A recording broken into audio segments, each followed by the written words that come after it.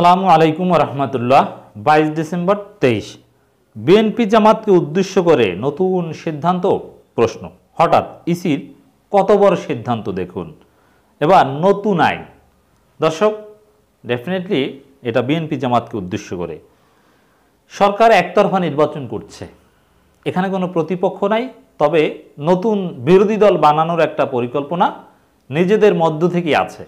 যেহেতু তাও নিজেরা ইগল প্রতীককে বিরোধী দল বানাবে, জাতীয় পার্টিকে ছ্যাঁকা দিবে, সেই রেস, সেই নির্বাচন।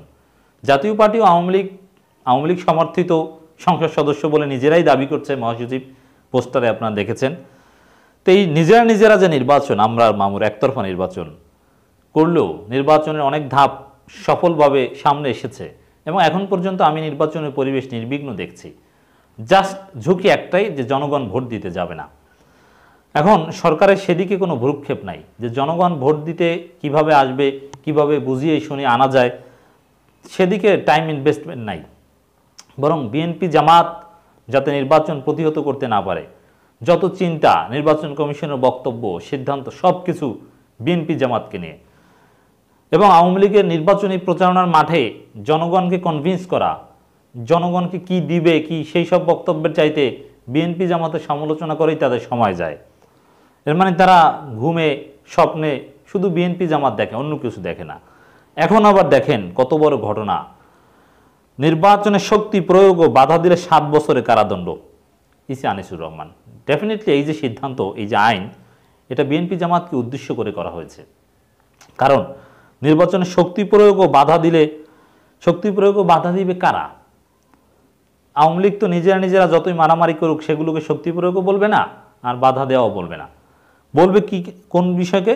বিএনপি জামাত যদি লিফলেট বিতরণ করে সেটাকেও শক্তি প্রয়োগ হিসেবে চালিয়ে দিবে। কারণ এক হুজুরের ওয়াজ শুনলাম, তাকে নাকি 15টা ককটেল পকেটে রেখেছে, তাকে এই মামলা দিয়ে কারাগারে নেওয়া হয়েছিল। অথচ তিনি বলছেন যে ককটেল কি সেটা তো জানেই না, আর 15টা ককটেল পকেটে রাখে কীভাবে? মানে এরকম অনেক উদ্ভট কাজ আছে।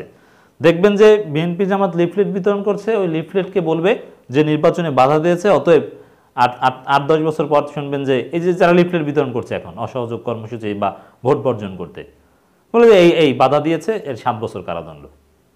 আমার মনে হয় যে এটাই হবে। এ ধরনের বিভিন্ন বিষয়, যদিও নির্বাচনে বাধা দেয়া, শক্তি প্রয়োগ করা, এটাকে আমরা জায়েজ মনে করি না, সঠিক মনে করি না। শক্তি প্রয়োগ জিনিসটাই আমরা অবৈধ মনে করি। নাগরিক যার ইচ্ছা সে নির্বাচন করবে, যার ইচ্ছা সে করবে না। যার ইচ্ছা সে জনগণকে ভোট দিতে যেতে আহ্বান করবে, যার ইচ্ছা ভোট দিতে না যেতে আহ্বান করবে। কিন্তু অপরাধ হচ্ছে সহিংসতা ঘটানো। সহিংসতা তো সরকার করছে।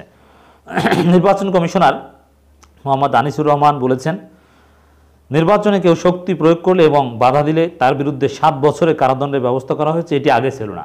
এর মানে এটা নতুন সিদ্ধান্ত। এবং এটা কবে কি করা হয়েছে বিধান আমরা জানি না।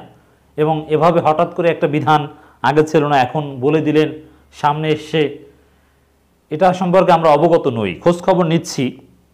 কিন্তু এভাবে এই কথাটা রহস্যজনক, যে আগে ছিল না, করা হয়েছে। কোনো একটা বিধান করা কি এত সহজ? কোন প্রক্রিয়া, কিভাবে কি করেছেন?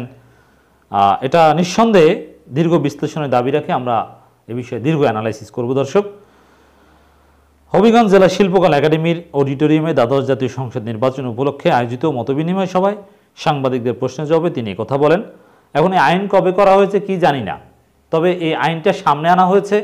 এখন যেভাবে নতুনভাবে ইসি আনিসুর বলছেন, আমরা নিশ্চিত যে এটা বিএনপি জামাতকে উদ্দেশ্য করেই বলা হয়েছে। তাদের গণতান্ত্রিক শান্তিপূর্ণ আন্দোলনকে ভয় দেখানোর অংশ হিসেবেই এই বিষয়টা এখন সামনে আনা হয়েছে। ইসি আনিসুর বলেন, জাতিকে বাঁচাতে হলে সুষ্ঠু নির্বাচন করা ছাড়া আর কোনো বিকল্প নেই। আমাদের কাজ হলো নির্বাচনের পরিবেশ সৃষ্টি করা, আর আপনাদের কাজ ভোটের উপস্থিতি নিশ্চিত করা। দেখেন, সুষ্ঠু মানে তারা কিন্তু জানেন যে সুষ্ঠু নির্বাচন না হলে স্যাংশন আসবে। এটাকেই বলছেন জাতিকে বাঁচাতে হলে। আর সুষ্ঠু নির্বাচনের সুযোগ তো নাই 18 তারিখের আগেই।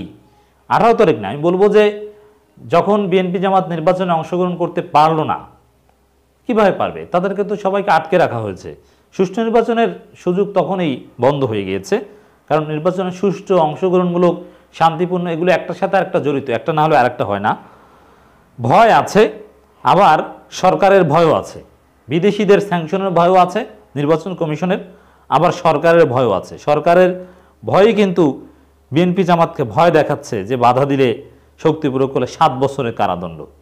তো দর্শক, এটাকে বড় সিদ্ধান্ত হিসেবে দেখতে হবে। হঠাৎ করে কিভাবে এটা সামনে আনলেন এবং একথা কেন বললেন যে আগে ছিল না এখন করা হয়েছে।